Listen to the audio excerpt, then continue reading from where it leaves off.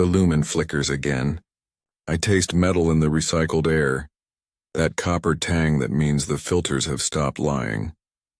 My fingers still tremble from the last transmission attempt.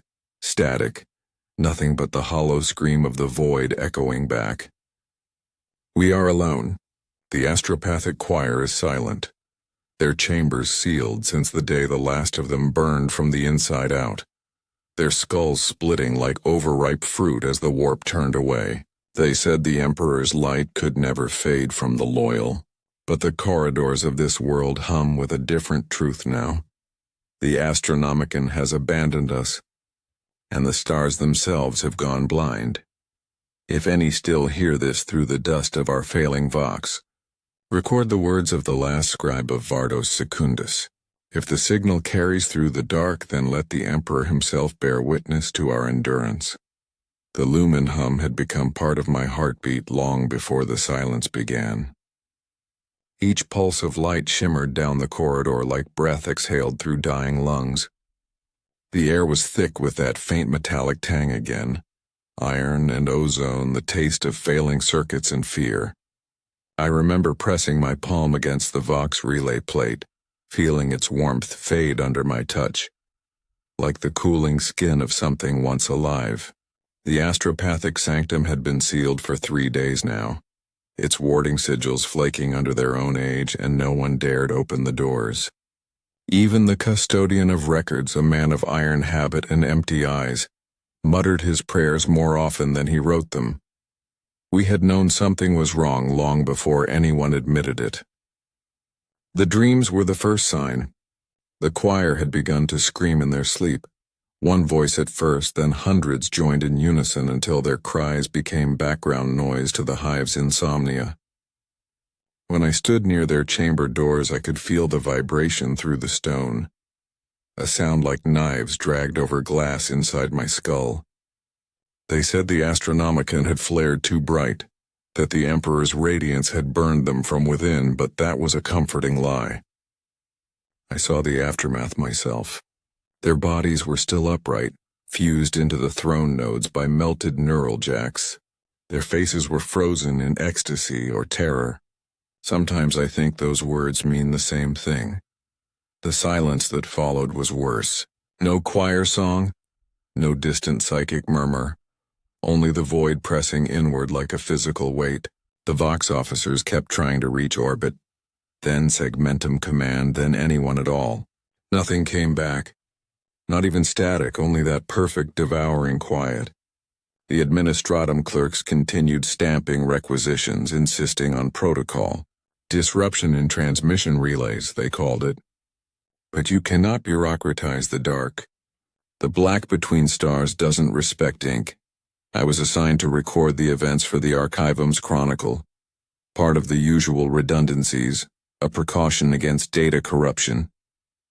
I had copied thousands of liturgies before without thought, but when the Vox died, the data slates began to fail too. The cogitators stuttered, repeating fragments of text like half-remembered prayers. The Emperor protects, the Emperor protects, the Emperor, until even the machine seemed to lose faith in its own message. It was then I began to keep my own notes by hand, ink, paper, symbols no machine could overwrite, the way the ancients did when they feared the future would forget them. The first day without signal passed quietly, if uneasily. The second brought food rationing. By the third, the smell of decay from the choir's wing drifted through the ventilation shafts. The Medicae refused to enter. The ecclesiarchy sent acolytes with censers, chanting over the vents as if incense could drown out the stench of psychic death. I kept writing, though I no longer knew for whom. A chronicler without an audience feels like a ghost rehearsing its own funeral oration. When the breakdown finally began, it was not with an explosion or uprising, but with laughter. A single adept in the Vox chamber began giggling mid-sentence during his shift. At first I thought he had lost his wits from exhaustion, but the laughter grew louder, higher, distorted, until his throat tore open and blood sprayed over the cogitator bank. His eyes were glowing with that same green light that had flared from the choir pits. We burned the body before the Mechanicus could claim it for analysis. The Magos protested naturally, citing violation of data integrity protocols. But no one wanted to see what the laughter meant. That night I dreamt of the Astronomicon, not the radiant flame of imperial faith described in Catechism, but a cold sun, shrinking, pulsing like a wounded heart. Its light reached me through oceans of static, and when it touched my face I tasted metal again, so sharp it made me bleed. I woke with blood on my tongue and the Vox buzzing faintly in the corner, whispering a single phrase in a voice that wasn't mine. The light remembers. No one else heard it, or so they claimed. But by the next morning, the Vox grid had gone completely dark. The only sound left was the hum of the lumens and the steady, mechanical heartbeat of the city trying to pretend it was still alive. I walked the upper transit halls that day, watching the smoke curl from distant manufactorum stacks. The sky was the color of old parchment, the sun a dying ember behind pollution haze. The world looked as tired as we felt. I remember passing a mural of the Emperor, golden, triumphant, surrounded by his angels, and realizing how chipped the paint had become. Beneath the flaking gold leaf, rust bloomed like rot through holy metal. I wanted to scrape it away to restore his radiance, but my hand stopped inches from the surface. Some part of me understood that the rot wasn't just in the wall. That night the sirens began. They said it was a reactor breach in the lower habs, but everyone knew the truth before it was spoken. Something had stirred beneath the choir's wing. The silence wasn't empty after all. It had only been waiting for us to listen closely enough. The lumen hum grew louder, and beneath it I could almost hear breathing. The first bodies surfaced at dawn, not the Astropaths. Those had long since ceased to be anything one could call human, but the men and women sent to clean their sanctum. They were found in the corridor outside, curled into positions of prayer, hands clasped tight enough to fuse flesh to bone. No one could explain how their lungs had filled with ash when there'd been no fire. The Medicae wrapped them in cloth stamped with the Imperial Aquila and dumped them in the furnace vaults without liturgy. There weren't enough priests left willing to bless what might be contagious. After that, the Vauxhalls were placed under the command of Captain Harn of the Planetary Defense Forces. He was a tall, raw-boned man with eyes like flint chips, once loyal to every syllable of the creed, but after the choir's death, faith had calcified into command protocol. I still see him standing on the command dais framed by red emergency lumens, dictating casualty numbers in a voice stripped of emotion. All transmissions suspended. All signals quarantined. All unauthorized Vox contact punishable by immediate sanction. The decree echoed through the hive like scripture, rewritten by an executioner. By the 7th day, the hive city had begun to eat itself from within. Administratum clerks argued over supply ledgers as if ration stamps could substitute for divine order. The lower habs rioted when food shipments ceased, and the Arbites sealed entire levels under pretext of quarantine. Those of us in the upper strata pretended the thunder below was merely distant machinery. But the truth seeped upward, through smoke vents, through rumor, through the smell. Promethium and blood carry far when the air circulators fail. My duties changed without anyone telling me so. Once I had chronicled victories, troop deployments, manufactorum outputs, even triumphal processions for governors long dead. Now I recorded collapse line by line in a ledger that would never be filed. I wrote by candlelight while the lumen grid flickered and the cogitators clicked out error sigils. The ink bled into the parchment until every word looked like a wound. Sometimes, when the silence deepened, I fancied I could hear the scratch of my quill echoing back from somewhere behind me, as if another scribe, invisible, were copying my words in perfect unison. It was on the 9th day that I saw the first warp light flicker across the sky. A filament of pale green shimmered above the hive towers, twisting like a vein pulsing through the heavens.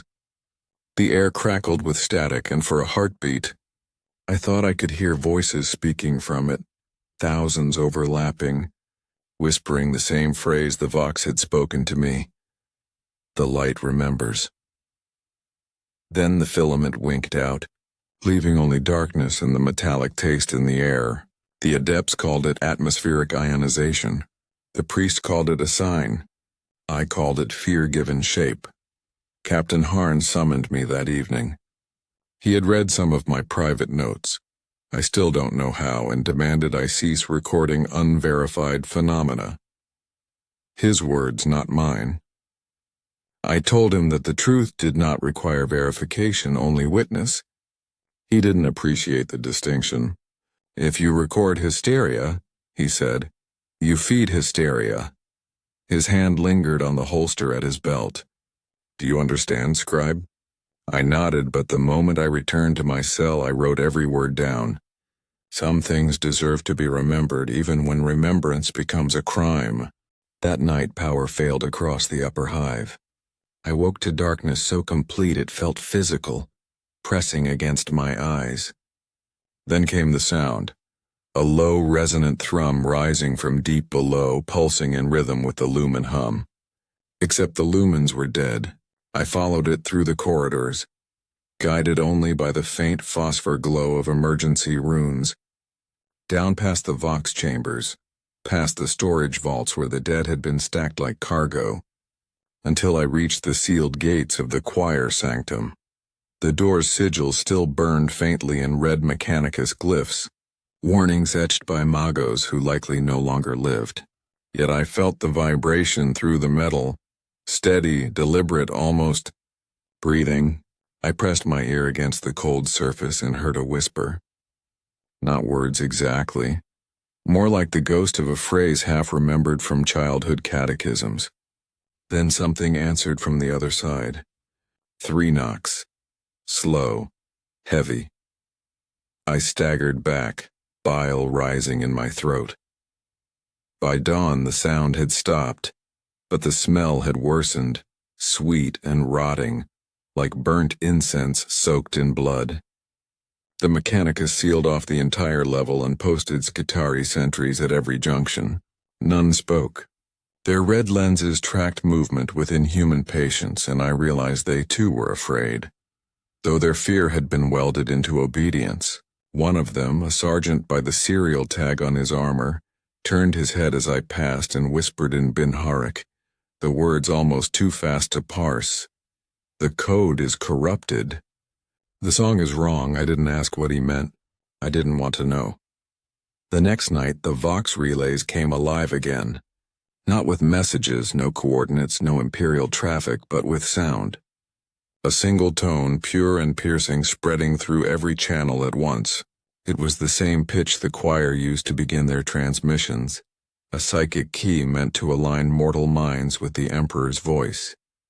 Only now it was raw, distorted, and wrong. People clutched their heads and screamed as the sound drilled into their skulls. Cogitators caught fire. The Vox operators burst vessels behind their eyes.